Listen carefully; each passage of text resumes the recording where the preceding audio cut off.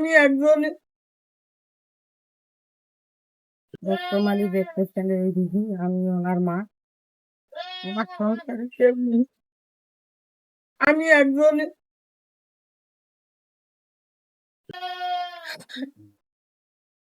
গ্রামে অনেক সাহায্য সহযোগিতা করছে। আমার ছেলের অসুস্থ হওয়ার 7 বছর হইলো।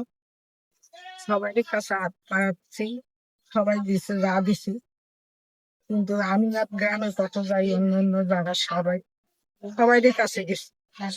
এখন আমার যাওয়ার কোনো স্কোপ নাই।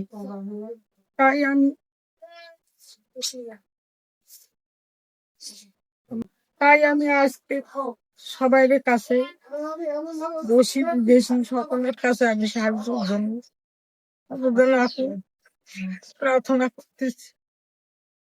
আমাকে আল্লাহ আমার সন্তানকে বাঁচার জন্য তৌফিক দান, সাহায্য দান করুন।